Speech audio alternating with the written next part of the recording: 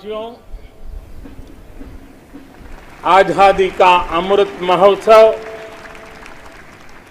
75वें स्वतंत्रता दिवस पर आप सभी को और विश्व भर में भारत को प्रेम करने वाले, लोकतंत्र को प्रेम करने वाले सभी को बहुत बहुत शुभकामनाएं। आज आजादी के अमृत महोत्सव के इस पावन पर्व पर देश अपने सभी स्वतंत्र सेनानियों को राष्ट्र रक्षा में अपने आप को दिन रात खपाने वाले, आहूत करने वाले वीर वीरांगनाओं को आज देश नमन कर रहा है।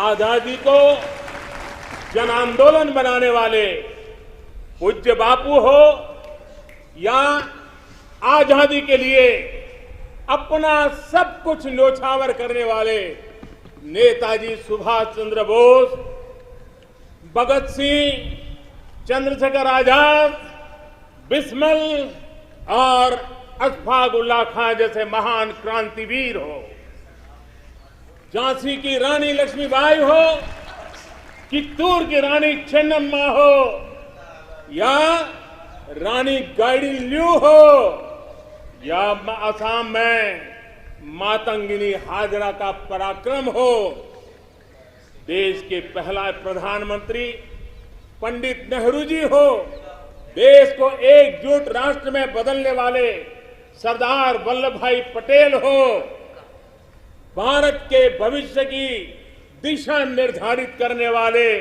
रास्ता तय कराने वाले बाबा साहब आंबेडकर सहित देश हर व्यक्तित्व को आज याद कर रहा है। देश इन सभी महापुरुषों का ऋणी है। भारत तो बहुरत्ना वसुंधरा है और भारत के हर कोने में, हर कालखंड में अनगिनत लोगों ने, जिसके नाम भी शायद इतिहास की तवारीख में नहीं होंगे, ऐसे अनगिनत लोगों ने इस राष्ट्र को बनाया भी है, आगे बढ़ाया भी है। मैं ऐसे हर व्यक्तित्व का वंदन करता हूं, उनका अभिनंदन करता हूं। भारत ने सदियों तक मातृभूमि, संस्कृति और आजादी के लिए संघर्ष किया है। गुलामी की कसक, आजादी की ललक इस देश ने सदियों तक कभी छोड़ी नहीं। जय पराजय आते रहे, लेकिन मन मंदिर में बसी हुई आजादी की आकांक्षा वो कभी खत्म होने नहीं दी। आज इन सभी संघर्ष के पुरोधा, सदियों के संघर्ष के पुरोधा, उन सबको भी प्रणाम करने का वक्त है और वे प्रणाम के हकदार भी है। कोरोना वैश्विक महामारी, इस महामारी में हमारे डॉक्टर, हमारे नर्सेज, हमारे पैरामेडिकल स्टाफ, हमारे सफाई कर्मी वैक्सीन बनाने में जुटे, हमारे वैज्ञानिक हो, सेवा भावना से जुड़े हुए करोड़ों देशवासियों हो, जिन्होंने इस कोरोना के कालखंड में पल पल जन सेवा में समर्पित किया है, वे भी हम सबके वंदन के अधिकारी हैं। आज भी देश के कुछ इलाकों में बाढ़ है, भूस्खलन की हुए हैं, कुछ पीड़ादायक खबरें भी आती रहती हैं। कई क्षेत्रों में लोगों को जिस मुश्किल बढ़ा दी है, ऐसे समय केंद्र सरकार हो, राज्य सरकारें हो, सब उनके साथ मुस्तैदी के साथ खड़ी हुई है। आज इस आयोजन में, ओलंपिक में भारत में भारत की युवा पीढ़ी जिसने भारत का नाम रोशन किया है, ऐसे हमारे एथलीट्स, हमारे खिलाड़ी आज हमारे बीच में हैं। कुछ यहां हैं, कुछ सामने बैठे हैं। मैं आज देशवासियों को, यहां मौजूद है उनको भी, और हिंदुस्तान के कोने कोने में जो इस समारोह में मौजूद है, उन सबको मैं कहता हूं कि हमारे खिलाड़ियों के सम्मान में आइए कुछ पल तालियां बजा करके उनका सम्मान करें। भारत के खेलों का सम्मान, भारत की युवा पीढ़ी का सम्मान, भारत को गौरव दिलाने वाले युवाओं का सम्मान, देश, करोड़ों देशवासी आज तालियों की गड़गड़ाहट के साथ हमारे इन जवानों का, देश की युवा पीढ़ी का गौरव कर रहे हैं, सम्मान कर रहे हैं। एथलीट्स ने विशेष तौर पर हम ये गर्व कर सकते हैं कि उन्होंने हमारा दिल ही नहीं जीता है, लेकिन उन्होंने आने वाली पीढ़ियों को भी, भारत की युवा पीढ़ी को भी प्रेरित करने का बहुत बड़ा काम किया है। मेरे प्यारे देशवासियों, हम आजादी का जश्न मनाते हैं, लेकिन बंटवारे का दर्द आज भी हिंदुस्तान के सीने को छलनी करता है। ये पिछली शताब्दी की सबसे बड़ी त्रासदी में से एक थी। आजादी के बाद इन लोगों को बहुत ही जल्द भुला दिया गया। कल ही भारत ने एक भावुक निर्णय लिया है। अब से हर वर्ष 14 अगस्त को विभाजन विभीषिका स्मृति दिवस के रूप में याद किया जाएगा। जो लोग विभाजन के समय अमानवीय हालात से गुजरे, जिन्होंने अत्याचार सहे, जिन्हें सम्मान के साथ अंतिम संस्कार तक नसीब नहीं हुआ, उन लोगों का हमारी स्मृतियों में जीवित रहना भी उतना ही जरूरी है। आजादी के 75वें दिवस, स्वतंत्रता के दिवस पर विभाजन विभीषिका स्मृति दिवस का तय होना ऐसे लोगों को हर भारतवासी की तरफ से आदरपूर्वक श्रद्धांजलि है। मेरे प्यारे देशवासियों, प्रगति पथ पर बढ़ रहे हमारे देश के सामने और विश्व में पूरी मानव जात के सामने कोरोना का ये कालखंड बहुत बड़ी चुनौती के रूप में आया है। भारतवासियों ने बहुत संयम, बहुत धैर्य इसके साथ इस लड़ाई को लड़ा भी है। इस लड़ाई में हमारे सामने अनेक चुनौतियां थी, लेकिन हर क्षेत्र में हम देशवासियों ने असाधारण गति से काम किया है। हमारे वैज्ञानिकों ने, हमारे उद्यमियों की ताकत का ही ये परिणाम है कि भारत को वैक्सीन के लिए आज किसी और देश पर हमें निर्भर नहीं होना पड़ा। आप कल्पना कीजिए, पल भर सोचिए, अगर भारत के पास अपनी वैक्सीन नहीं होती तो क्या होता। पोलियो की वैक्सीन पाने में हमारे कितने साल बीत गए थे। इतने बड़े संकट में जब पूरी दुनिया में महामारी हो, तब हमें वैक्सीन कैसे मिलता।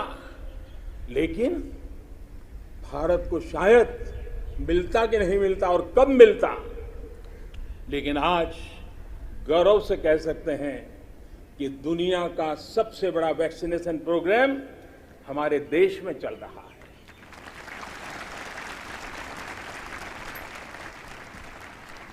54 करोड़ से लोग, 54 करोड़ से ज्यादा लोग वैक्सीन डोज लगा चुके हैं। कोविन जैसी ऑनलाइन व्यवस्था, डिजिटल सर्टिफिकेट देने की व्यवस्था आज दुनिया को आकर्षित कर रही है। महामारी के समय भारत जिस तरह से 80 करोड़ देशवासियों को महीनों तक लगातार मुफ्त अनाज देकर के उनके गरीब के घर के चूल्हे को जलते रखा है, यह भी दुनिया के लिए एक अचरज भी है और चर्चा का विषय भी है। यह बात सही है कि अन्य देशों की तुलना में भारत में कम लोग संक्रमित हुए। ये भी सही है कि दुनिया के देशों की जनसंख्या की तुलना में भारत में हम अधिकतम मात्रा में हमारे नागरिकों को बचा सके, लेकिन ये हमारे लिए पीठ थपथपाने का विषय नहीं है, संतोष पाकर के सो जाने का विषय नहीं है। ये कहना कि कोई चुनौती नहीं थी, ये हमारे अपने विकास के आगे के रास्तों को बंद करने वाली सोच बन जाएगी। दुनिया के समृद्ध देशों की तुलना में हमारी व्यवस्थाएं कम है। विश्व के पास समृद्ध देशों के पास जो है वो हमारे पास नहीं है। लेकिन इन सारे प्रयासों के बावजूद भी, और दूसरी तरफ हमारे यहां जनसंख्या भी बहुत है, विश्व की तुलना में बहुत जनसंख्या, और हमारी जीवन शैली भी कुछ अलग सी है। सारे प्रयासों के बाद भी कितने ही लोगों को हम बचा नहीं पाए, कितने ही बच्चों के सिर पर कोई हाथ फेरने वाला चला गया, उसे दुलारने उसकी जिद पूरी करने वाला चला गया। ये असहनीय पीड़ा, ये तकलीफ हमेशा से साथ रहने वाली है।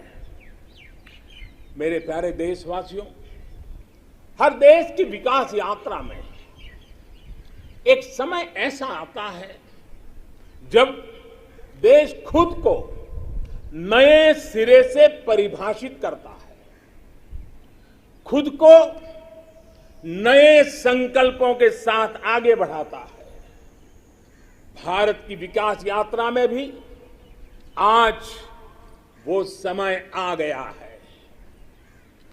75 वर्ष के अवसर को हमें एक समारोह भर ही सीमित नहीं करना है।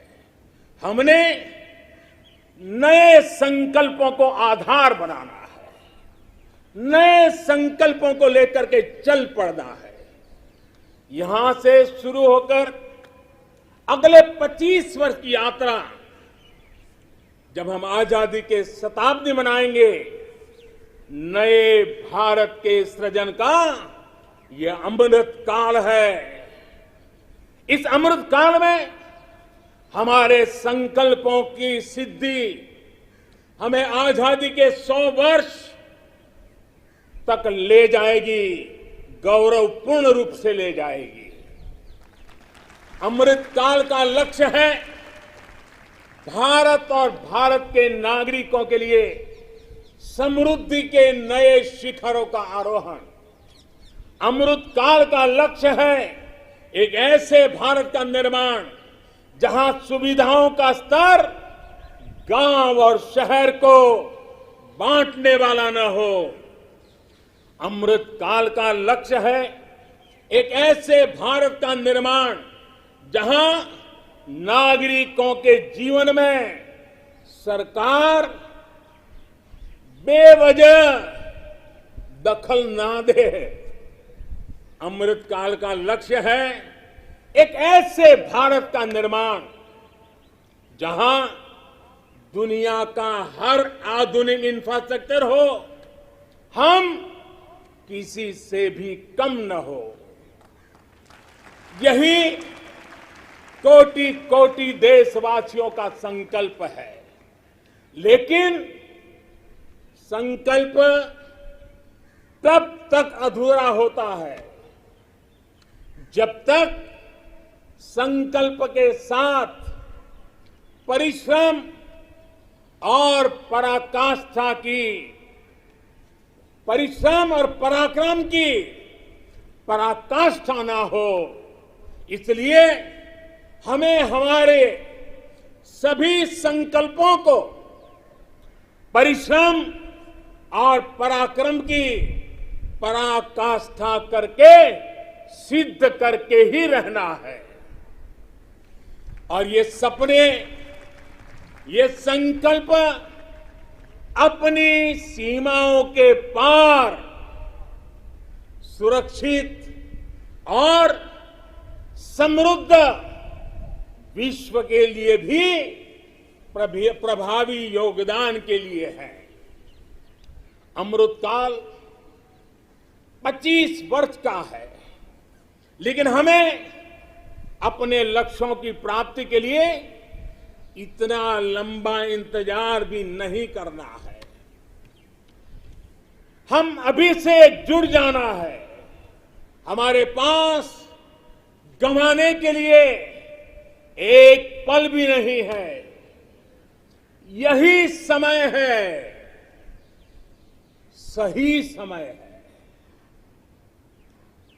हमारे देश को भी बदलना होगा और हमें एक नागरिक के नाते अपने आप को भी बदलना ही होगा। बदलते हुए युग के अनुकूल हमें भी अपने आप को ढालना होगा। सबका साथ, सबका विकास, सबका विश्वास, इसी श्रद्धा के साथ हम सब जुट चुके हैं। लेकिन आज लाल किले की प्राचीर से आह्वान कर रहा हूं, सबका साथ, सबका विकास, सबका विश्वास और अब सबका प्रयास हमारे हर लक्ष्यों की प्राप्ति के लिए बहुत महत्वपूर्ण है। बीते 7 वर्षों में शुरू हुई अनेक योजनाओं का लाभ करोड़ों गरीबों को उनके घर तक पहुंचा है। उज्ज्वला से लेकर आयुष्मान भारत की ये ताकत आज देश का हर गरीब जानता है। आज सरकारी योजनाओं की गति बढ़ी है, वो निर्धारित लक्ष्यों को प्राप्त कर रही है। पहले की तुलना में हम बहुत तेजी से बहुत आगे बढ़े, लेकिन सिर्फ बात यहां पूरी नहीं होती है। अब हमें सैचुरेशन तक जाता है, पूर्णता तक जाना है। 100% गांवों में सड़कें हो, 100% परिवारों के बैंक अकाउंट हो, 100% लाभार्थी को आयुष्मान भारत का कार्ड हो, 100% पात्र व्यक्तियों को उज्ज्वला योजना और गैस कनेक्शन हो, सरकार की बीमा योजना हो, पेंशन योजना हो, आवास योजना से हमें हर उस व्यक्ति को जोड़ना है जो उसके हकदार है। 100% का मूड बना के चलना है। आज तक हमारे यहां कभी उन साथियों के बारे में नहीं सोचा गया जो रेहड़ी लगाते हैं, पटरी पर बैठकर, फुटपाथ पर बैठकर सामान बेचते हैं, ठेला चलाते हैं। हम इन साथियों को स्वनिधि योजना के जरिए बैंकिंग व्यवस्था से जोड़ा जा रहा है। जैसे हमने बिजली 100% घरों तक पहुंचाई, जैसे हमने 100% घरों में शौचालय के निर्माण का प्रामाणिक प्रयास किया, वैसे ही हमें अब योजनाओं के सैचुरेशन का लक्ष्य लेकर के आगे बढ़ना है। और इसके लिए हमें समय सीमा बहुत दूर नहीं रखनी है। हमें कुछ ही वर्षों में अपने संकल्पों को साकार करना है। देश आज हर घर जल मिशन को लेकर के तेजी से काम कर रहा है। मुझे खुशी है कि जल जीवन मिशन के सिर्फ 2 वर्ष में 4.5 करोड़ से ज्यादा परिवारों को नल से जल मिलना शुरू हो गया, पाइप से वाटर मिलना शुरू हो गया है। करोड़ों माता बहनों का आशीर्वाद, यही हमारी पूंजी है। इस 100% का सबसे बड़ा लाभ ये होता है कि सरकारी योजना के लाभ से कोई वंचित नहीं रहता। जब सरकार ये लक्ष्य बनाकर चलती है कि हमें समाज की आखिरी पंक्ति में जो व्यक्ति खड़ा है उस तक पहुंचना है, तो न कोई भेदभाव हो पाता है और न ही भ्रष्टाचार की गुंजाइश रहती है। मेरे प्यारे देशवासियों, देश के हर गरीब, हर व्यक्ति तक पोषण पहुंचाना भी सरकार की प्राथमिकता है। गरीब महिलाओं, गरीब बच्चों में कुपोषण और जरूरी पौष्टिक पदार्थों की कमी उनके विकास में बड़ी बाधा बनती है। इसे देखते हुए ये तय किया गया है कि सरकार अपनी अलग अलग योजनाओं के तहत जो चावल गरीबों को देती है उसे फोर्टिफाई करेगी, गरीबों को पोषण युक्त चावल देगी। राशन की दुकान पर मिलने वाला चावल हो,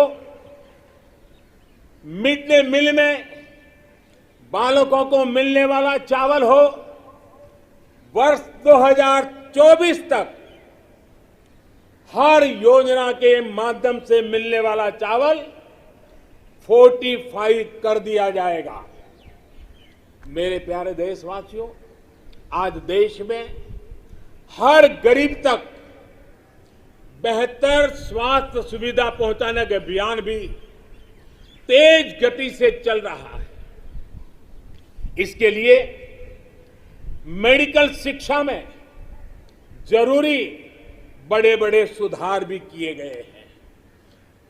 प्रिवेंटिव हेल्थ केयर पर भी उतना ही ध्यान दिया गया है। साथ साथ देश में मेडिकल सीटों में भी काफी बढ़ोतरी की गई है। आयुष्मान भारत योजना के तहत देश के गांव-गांव तक क्वालिटी स्वास्थ्य सेवाएं पहुंचाई जा रही है। जन औषधि योजना के माध्यम से गरीब को, मध्यम वर्ग को सस्ती दवाइयां उपलब्ध कराई जा रही है। अभी तक 75,000 से ज्यादा हेल्थ एंड वेलनेस सेंटर्स बनाए जा चुके हैं। अब ब्लॉक स्तर पर अच्छे अस्पतालों और आधुनिक लैब के नेटवर्क पर विशेष रूप से काम किया जा रहा है। बहुत जल्द देश के हजारों अस्पतालों के पास अपने ऑक्सीजन प्लांट भी होंगे।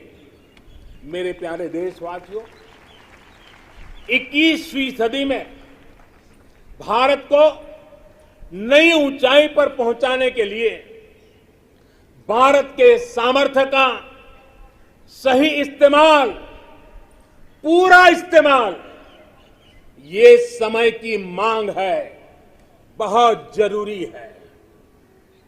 इसके लिए जो वर्ग पीछे है, जो क्षेत्र पीछे है, उनकी हैंड होल्डिंग करनी ही होगी। मूलभूत जरूरतों की चिंता के साथ ही दलितों, पिछड़ों, आदिवासियों, सामान्य वर्ग के गरीबों के लिए आरक्षण सुनिश्चित किया जा रहा है। अभी हाल ही में मेडिकल शिक्षा के क्षेत्र में ऑल इंडिया कोटे में ओबीसी वर्ग में को आरक्षण की व्यवस्था भी की गई है। संसद में कानून बनाकर ओबीसी से जुड़ी सूची बनाने का अधिकार राज्यों को दे दिया गया है।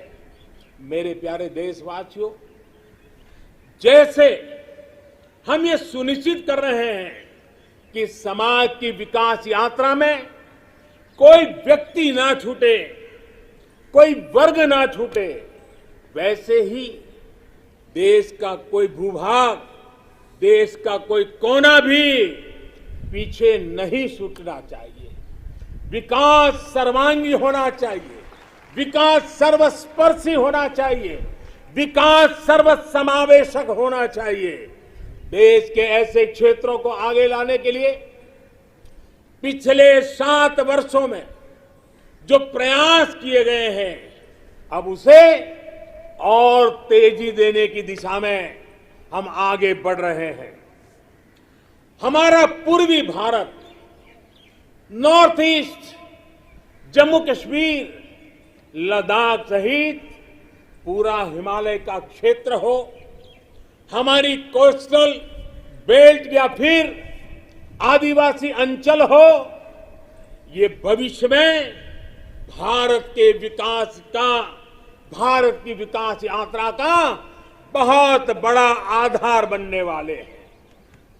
आज नॉर्थ ईस्ट में कनेक्टिविटी का नया इतिहास लिखा जा रहा है।